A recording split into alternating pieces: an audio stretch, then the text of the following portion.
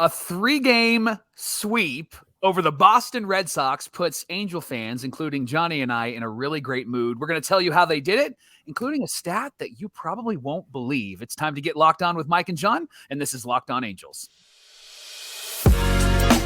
You are Locked On Angels, your daily Los Angeles Angels podcast. Part of the Locked On Podcast Network, your team every day. And thanks for making Locked On Angels your first listen of the day. You can find us anywhere you get your podcasts, including Apple Podcast and Spotify, and now on SiriusXM by searching Locked On Angels.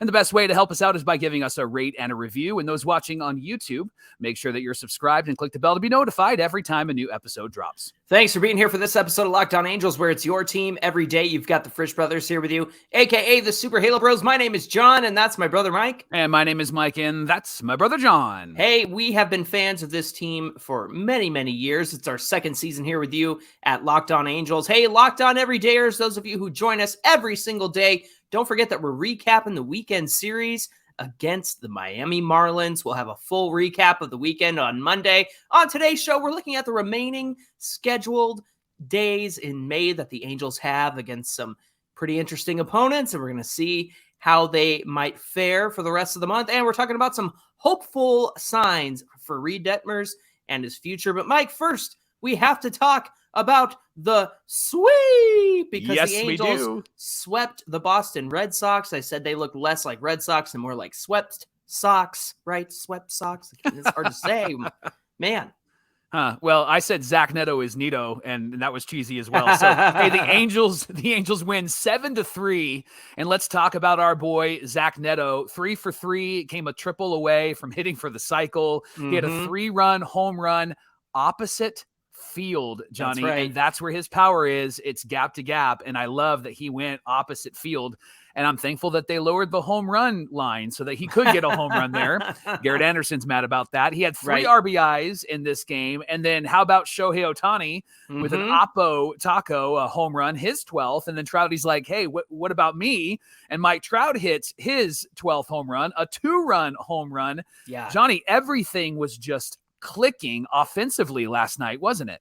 It absolutely was. These guys desperately needed to stay ahead of the Red Sox and just maintain the lead all the way through. And it allowed Tyler Anderson to pitch with the lead. Mike, another quality start. Well, I shouldn't say another, because I mistakenly called his 5 innings a quality start. And you got called out. I got called out, and I totally deserved it. I was thinking qualifying for the win, and I called that a quality start. This time, it was a quality start. 6 innings pitched, 5 hits, 1 run, 2 walks, and 3 Ks. You like to see those 2 walks. That's all he had, which is what he's been struggling with so far. I feel like it was another step in the right direction for Tyler Anderson. 5 ground outs, 2 double plays turned behind him. Mike, listen to these numbers about our Angel starters in the last 4 games. There's been 24 innings, of course, 2 runs, a .75 ERA, 23 strikeouts, 8 walks,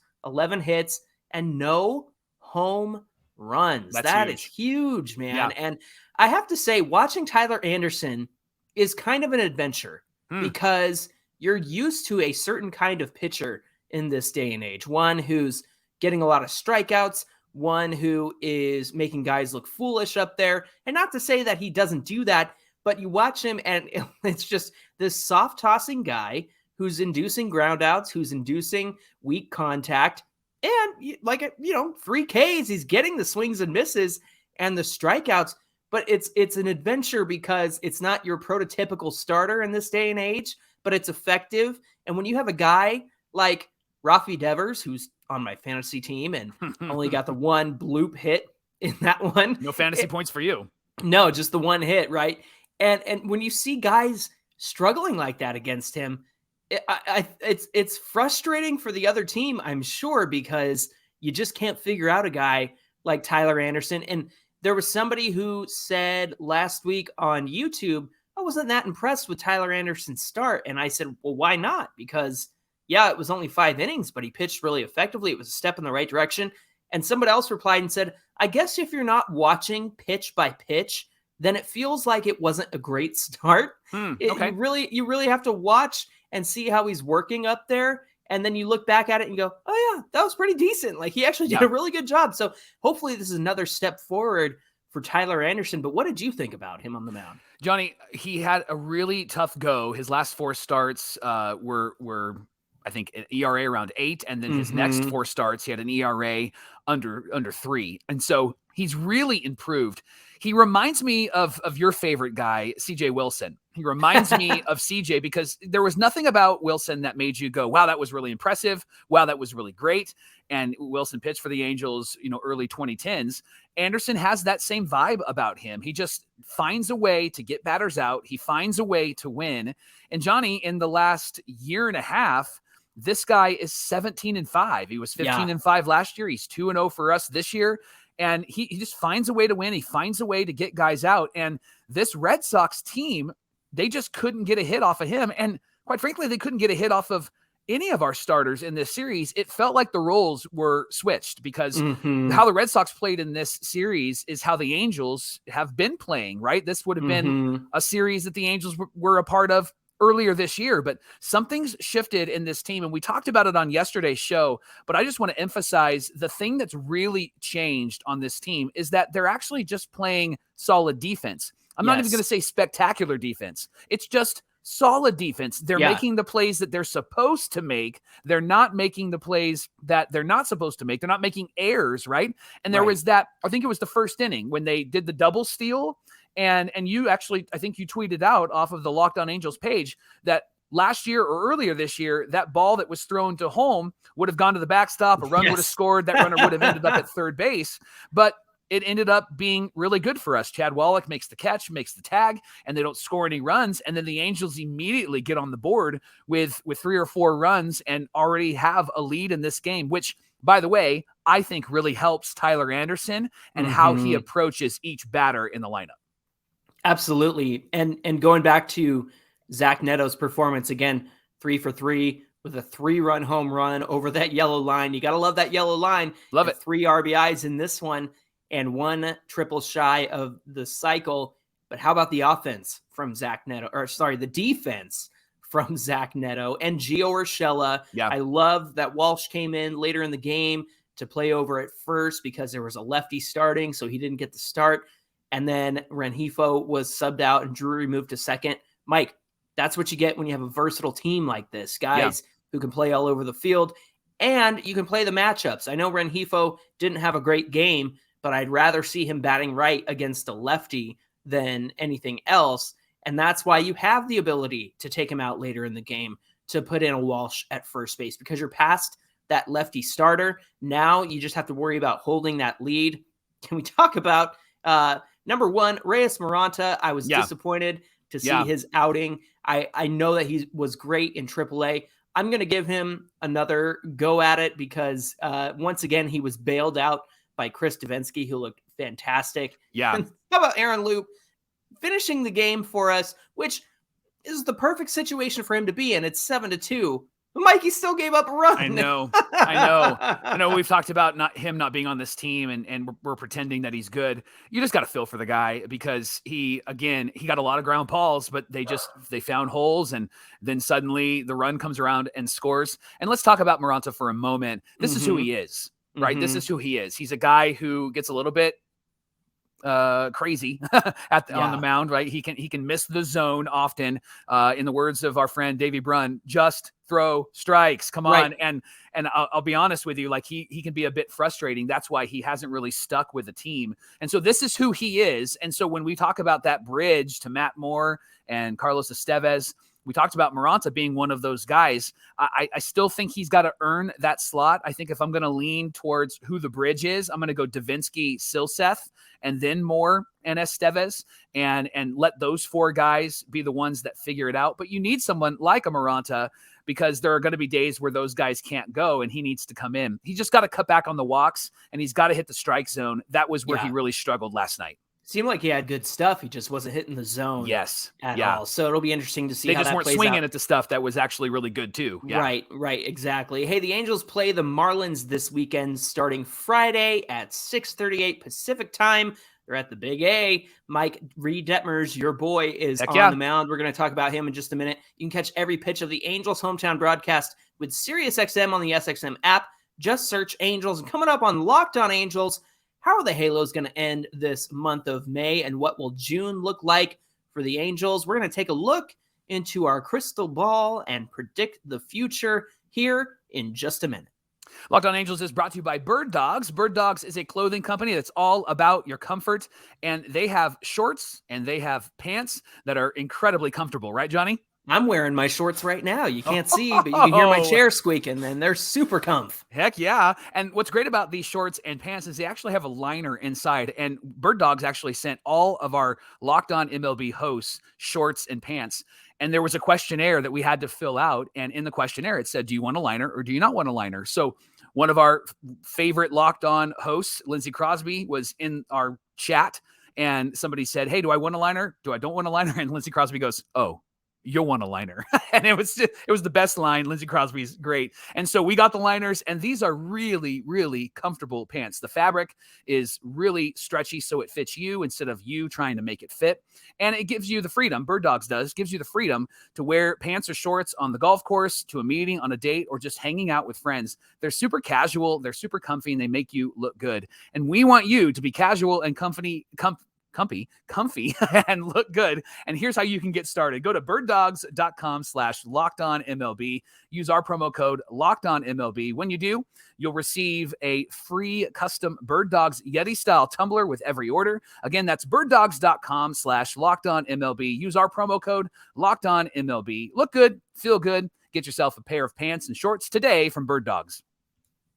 Thanks for making Locked On Angels your first listen of the day. Locked On Everydayers, don't forget to join us on Monday as we recap the series against the Miami Marlins. They start this series on Friday at 6:38 Pacific time, so we have a nice day off. You can relax, no Angel baseball, no stress. The Angels can have a nice relaxing day off before they pick it up again against the Marlins. A fresh bullpen. How about that? Catch every pitch of the Angels hometown broadcast on SiriusXM with the SXM app. Just search Angels. Johnny, the Angels are 13-9 in the month of May. There we go. 2 wins away from that magical 15-win mark. And the stats tell you if you win 15 games a month, you get to 90 wins. Mm-hmm. We think that 90 wins is a good opportunity for the Angels to maybe get that third wild card spot. Although with the AL East, you're going to have to battle some really, really difficult teams. And so it may not just be 90 wins. You might have to get to 92 or 93. And this month, Johnny, because we're only 2 wins away from 15, this month could be the month that maybe we can add a couple of extra wins and maybe get 16, 17, maybe even 18 wins this month. And so let's look at the games first, John. What games do you think that they will win? What do you think the final record is in May? And then let's take a peek at June. Why don't you start us and talk through where they are going for the rest of the month? Let me just say, first of all, that I'm disappointed that the Angels now are not the Angels who played the AL East last month, because we played Toronto, we played the New York Yankees, and we played the Red Sox, and we did not have a strong showing against any of those teams. Now that things have you're about 50 something games in, and you kind of work things out a little bit, you can kind of start to see who these teams are. But Mike, the AL East, if they continue to beat up on each other and other divisions, they're going to be the ones to fight over a wild card spot with. And we thought that maybe, we'd be fighting with the Mariners over a wild card spot because, they got off to such a slow start last year and then they picked it up. And that might still happen. Texas Rangers, of course, are in first place. We're not that far behind them. The Astros are getting their groove together again. So I'm disappointed that we didn't show up and show out against the AL East last month. And now we have even fewer games against them. Of course, we still have 3 games against the Yankees, 3 games against the Blue Jays. So we're done playing. Can you believe it? We're done playing the Red Sox for the season because of the expanded schedule where you play every team. But I'm looking ahead to this weekend, and I'm looking at Miami, and I'm looking at their starting pitching, Mike, because they actually have some excellent starting pitching. We've got Jesus Luzardo on Friday, who actually was an A. They've got Edward Cabrera, who you and I talked about in the offseason, hoping that he could be somebody the Angels trade for, but he's not doing too well, Mike. He has been on my fantasy team. I actually had to drop him. He's 3-4 with a 5.05 ERA. So I guess GM John and GM Mike were not on the call for that one with Edward Cabrera. So hopefully we can take that one. And then, the starters are still being decided for Sunday. It seems like Patrick Sandoval is going to go Sunday. I think Ohtani's going to go Saturday. That might change. I might have that backwards. But all of that to say, I think the Angels could actually take 2 out of 3. Oh, it might be a Shohei Sunday game because I see Detmers and then I see Sandoval on Saturday. So I think the Angels can take 2 out of 3 against Miami. I know that they have that great pitching, but the Angels are finding a way. They're getting to bullpens, and they're doing a great job with that as well. So I'm hopeful that the Angels can pick up those final 2 wins that would get them to 15 in May. But Mike, is it out of the question to think that they could take the series against the White Sox to finish this month as well? Yeah, the Hall of Famer Tim Anderson is on the White Sox, and I just think the White Sox are really struggling, and I think this is an opportunity to pounce. But what has happened in Angel history is that these are the teams that have given them the most difficult opponent, most difficult games, because we're supposed to beat them, but then suddenly it's 5-1 in the 6th inning, right? And the other team's winning, and so I think that what we need this weekend and what we need against the White Sox is the pitching staff that we've seen over the last 4 games. I think we need starters who are going to go to the 6th inning. That really helps this bullpen, right? Yeah. That really helps this bullpen. Reed Detmers needs to pitch really well on Friday, and he is off to a great start. We're going to talk about him in the next segment. Patrick Sandoval needs to bounce back. Hopefully he's healthy. I'm confident in a Sandoval Ohtani back-to-back win. And if Reed can get the win on Friday night, or if he can lead them to a win, we could potentially sweep this series. And I know I'm an Angel fan, I'm biased, but I think that we could take 2 out of 3 from both of these teams, which would be awesome, because then that means that we would put ourselves at 17 wins in May, and that would put us ahead of the 90-win pace for the season. I'm looking at the White Sox pitching ERA. They sit at a 4.90 ERA. Mike, the Angels are at a 4.22 ERA. So we're actually 16th, and the White Sox are 26th. If you look at the home runs that pitching has given up, the Angels have only given up 52. That's good for 11th in the league. And the White Sox have given up 71. Wow. Good for 29th in the league. And if we have a night like we had last night where Trout and Ohtani and Neto, maybe Renfroe, maybe Walsh gets his first home run of the season, I think the Angels can beat up on the White Sox a little bit. I'm just really surprised that their usual starters are not doing so great right now. You think about Lucas Giolito and Dylan Cease, and who else am I thinking of on the White Sox? I'm looking up their roster right now. Another starter they have, it's Lance Lynn having a tough time starting this season as well. So that rotation that everybody was really impressed with because they were really doing a great job.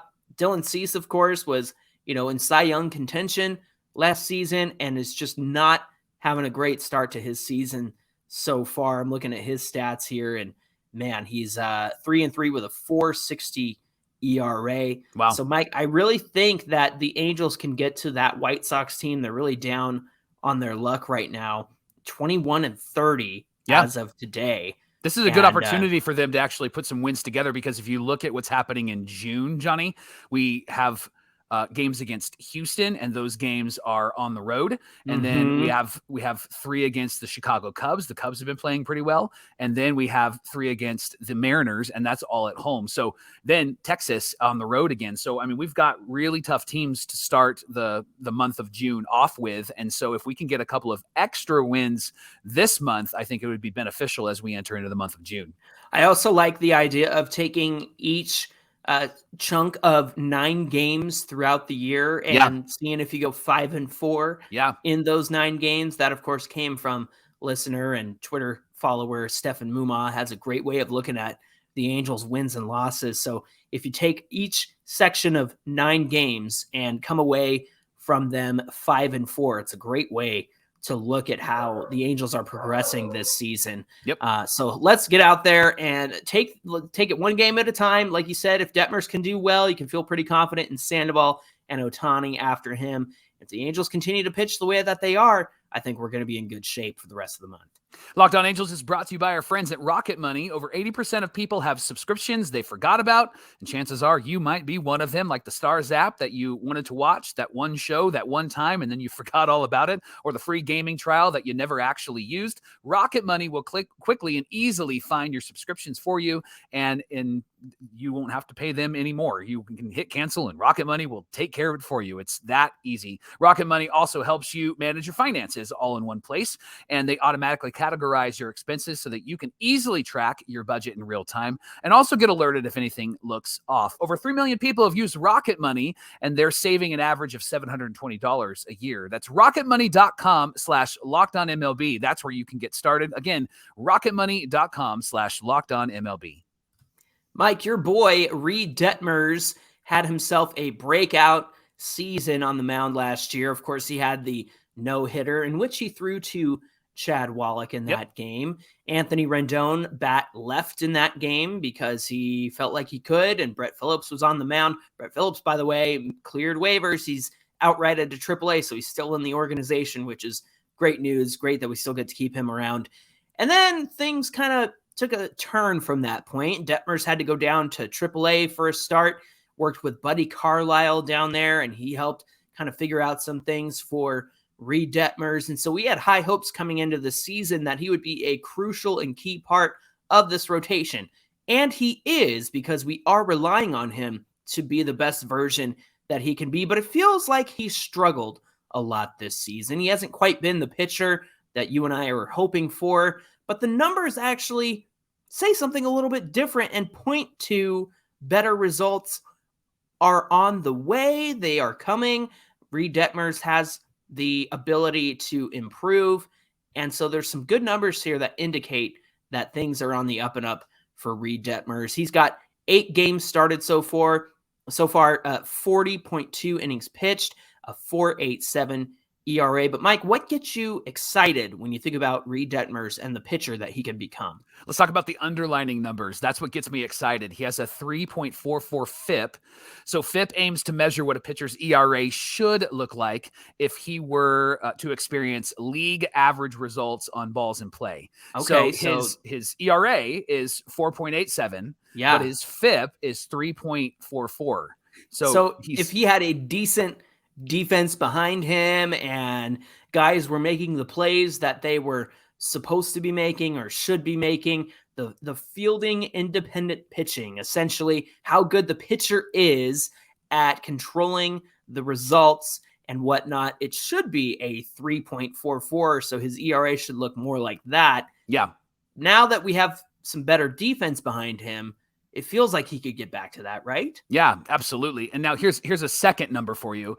This is expected fielding independent pitching. So this is xFIP, and it's 3.80. This is an experimental stat, Johnny, and it adjusts and normalizes the home run component. And so here's some details. Research has shown that home runs allowed are pretty much a function of fly balls allowed and a home park. So expected FIP is based on the average number of home runs allowed per outfield fly. So again, he's outperforming what he should be according to the stats that he has with his ERA. He has a 3.8 expected FIP. So again, the underlining numbers look really good. Then here's a stat that I stumbled across that I really like. It's Sarah. She has a 3.69 Sarah, SIERA. Oh, Sierra. All right, I got to stop you because you said underlying number. Underlying, Michael. You got to talk nerd speak with me. Come on. The underlying numbers. And Sierra. I got to get you acclimated to all this stuff here. So this actually, it quantifies a pitcher's performance by trying to eliminate the factors that the pitcher can't control by himself. So this actually is even more specific to Reed Detmers. And this actually, it considers balls in play and adjusts for the type of ball in play. And so again, this number is better than what he actually has in his ERA and the numbers that he is putting up. And then the last number is just really eye-popping, a 29.8 K percentage. And so he's getting a lot of swings and misses. He's getting a lot of guys to strike out. And that's what we saw in his last start, right? And the thing that he has to really work on is making sure that he's not throwing ball one, ball two after he gets 2 strikes to start the batter. So bottom line, Johnny, is the numbers show us 2 things. There's been some bad luck as Reed Detmers has been on the mound. There's been some bad defense behind him. You mentioned that. Soft contact. It found a hole. It was a dinky-doo, right? It was a bloop. And then Detmers actually is in more control of the game than we actually realize, or what the numbers are actually indicating. The deeper numbers are actually telling us that Reed is in more control. And so here's the point. Reed Detmers is actually not doing too bad this year. And based off of his last couple of starts, he's heating up, which is why we can be excited for his start on Friday against the Marlins. I think it's so important to look at expected numbers and see where a pitcher or even a hitter might be performing versus those expected numbers. Like, for example, right now, you and I know that Mickey Moniak has a hot bat right now, and eventually he comes down to earth. All players will come down to earth.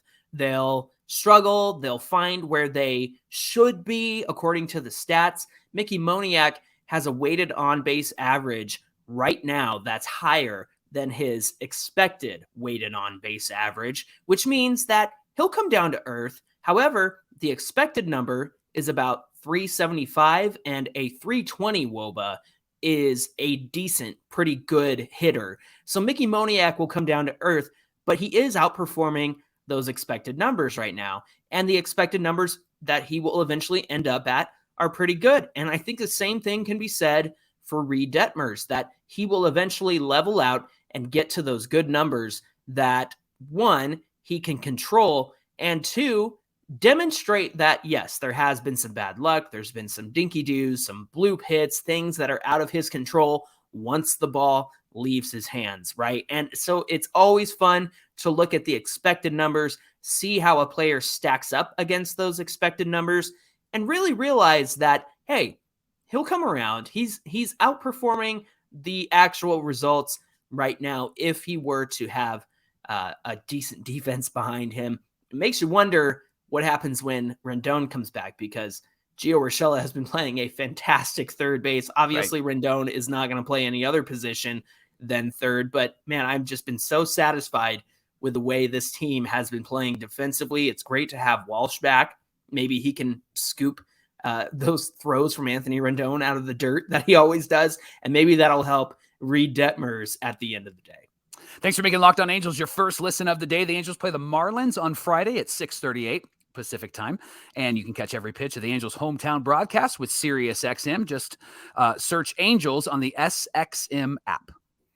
Hey, if you want to get at us on Twitter, you can do so at Locked On Angels and at Super Halo Bros on Twitter and Instagram. Now, Mike, normally we have a Fan Mail Friday episode every Friday, but something happened this week, and, well, we're going to address it. What's going to happen tomorrow on Locked On Angels? All right, so we're going to have Scott Braun and Eric Kratz from the podcast Foul Territory. They made a comment on their podcast, had somebody say that we should, as the Angel fans, we should be excited about the Angels, and the Angels should go and get Tim Anderson to play shortstop. That's how they would improve. And they got eaten alive. And rightly so, right?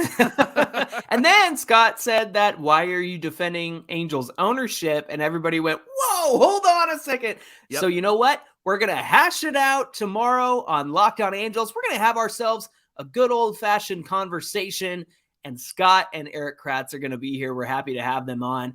And, well, you know what, Angel fans? You can trust us longtime Halo fans, to let them know about our Halos and make sure that they understand who we are and what we're excited about. Right, Mike? Heck yeah. And so that's going to happen tomorrow on Locked On Angels. We hope you're here. All right. All right, friends. We hope that you'll come back and join us for that one. In the meantime, my name is John, and that's my brother Mike. And my name is Mike, and that's my brother John. Thanks for being here with us for this episode of Locked On Angels, and we'll see you back here tomorrow for the showdown. Here we go.